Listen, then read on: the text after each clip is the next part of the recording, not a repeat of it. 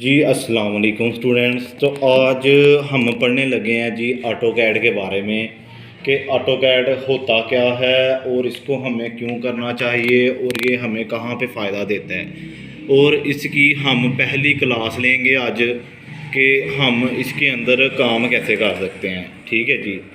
तो जी auto CAD जो है इसका मतलब है कि ऑटोमेटिक कंप्यूटर एडेड डिज़ाइन, यानी कि ऑटो कैड के अंदर हम जो भी काम कंप्यूटर को देंगे वो उसको खुद ब खुद डिज़ाइन करेगा और वो हमारे सामने ला देगा। ठीक है।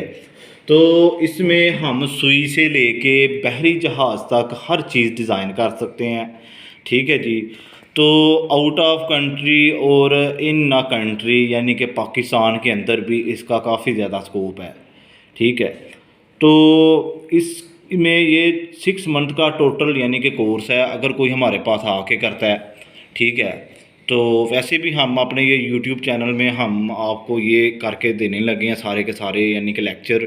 ठीक है। आप इनको फॉलो करके तो अच्छे से ऑटो कैड सीख सकते हैं। ठीक है जी। तो आउट ऑफ कंट्री और इन पाकिस्तान में इसका काफ़ी ज़्यादा स्कोप है। ठीक है। मुख्तलिफ़ किस्म के काम किए जाते हैं ऑटो कैड में। बिल्डिंग लाइन का किया जाता है, रोड का किया जाता है। ठीक है। सेक्शन वगैरह बनते हैं रोड्स वगैरह के। उसके बाद जी क्या होता है कि कपड़े वगैरह डिज़ाइन होते हैं, ये जो टावर होते हैं बिजली के, ठीक है, टेलीफोन्स के। ठीक है। यानी कि मार्केट में जो भी चीज़ आती है ना वो पहले होती है डिज़ाइन, तो उसके बाद वो मार्केट में आती है। उसका सांचा बनता है कोई, फिर उसके बाद वो मार्केट में आती है। तो वो जो डिज़ाइनिंग होती है वो ऑटो कैड में होती है या इस तरह के मखसूस सॉफ्टवेयर में होती है। ठीक है जी। तो लेट्स गो, हम ऑटो कैड स्टार्ट करते हैं अब। ठीक है जी। तो सबसे पहला मरहला जो है वो ये है कि हमने सेटिंग सीखनी है कि हम कौन सी सेटिंग रखेंगे तो हम अपना काम आसानी से कर सकेंगे। क्योंकि कोई भी काम करना हो, हमने अपनी हाइट तक मालूम करनी हो या किसी की लेंथ विड्थ मालूम करनी हो, प्लाट की, कपड़ों की, किसी भी चीज़ की, तो वो या तो हम मालूम करते हैं फुटों और इंचों में या सेंटीमीटरों मीटरों में मालूम करते हैं। तो उसी चीज़ की बेसिक जी सेटिंग है वो हमें करना पड़ेगी, उसके बाद हमारा काम स्टार्ट होगा। ठीक है जी। तो सबसे पहले हमने करनी है यूनिट सेटिंग, UN लिखेंगे हम और उसके बाद हम कर देंगे इंटर। तो जी UN इंटर करने के बाद यहाँ पर आपने कर देना है आर्किटेक्चरल। ठीक है जी। यहाँ पर लिखा हुआ है लेंथ और टाइप। अब जी हमने आर्किटेक्चर यहाँ पे क्यों किया है, आर्किटेक्चर में हम कर सकते हैं फुटों इंचों में काम। ठीक है जी।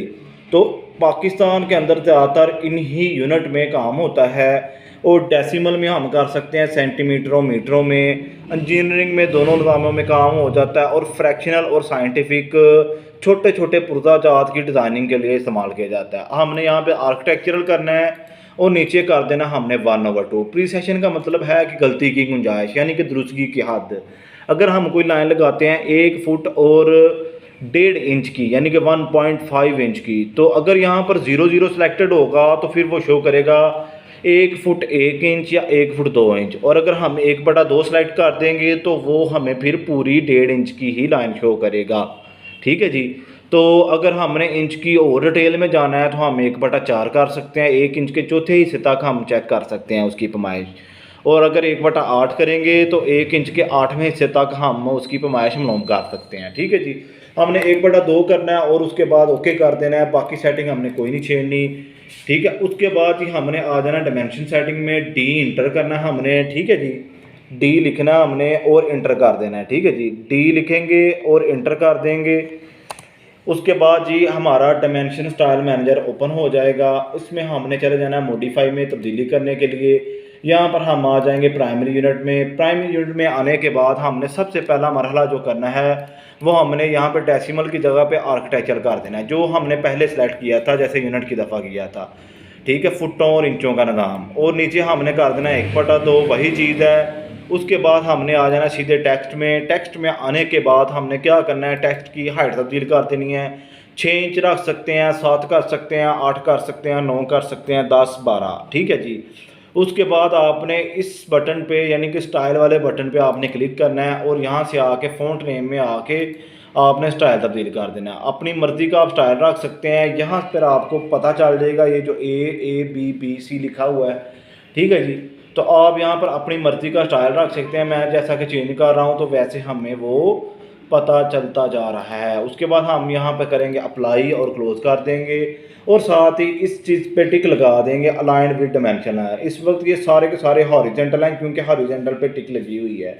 हम यहाँ पे क्लिक करेंगे तो जैसे ही हमारी ये लाइनें तिरछी हैं वैसा के वैसा ये तिरछा हो जाएगा।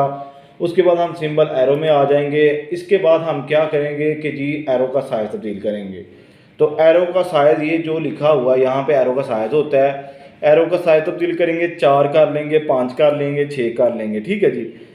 और इसकी जगह पर हम एरो की जगह पे कुछ और भी लगा सकते हैं, टिक है, आर्किटेक्चर टिक है, डॉट है, ठीक है, जो आपको अच्छा लगता है। उसके बाद लाइन में आ जाएंगे और यहाँ पर आपने आके करना क्या है कि एक्सटेंड बियॉन्ड टीम लाइन और ऑफसेट फ्रॉम ओरिजिन पे जाना होता है और दोनों पे आपने 4-4 या 5-5 लिख देना है। ये क्यों किया हमने, ताकि ये जो चीज़ है ये है लाइन एक्सटेंड किया हमने इसको। एक्सटेंड बियॉन्ड टीम लाइन का मतलब है कि ये लाइन आगे को बढ़ जाए और ऑफसेट फ्रॉम ओरिजिन का मतलब है कि ये लाइन यहाँ से हट जाए थोड़ी सी। उसके बाद हम कर देंगे ओके, सेट करंट पे क्लिक करेंगे कि सेटिंग सेट हो जाए और वो क्लोज कर देंगे। यहाँ पर हमारी डायमेंशन सेटिंग कंप्लीट हो जाती है।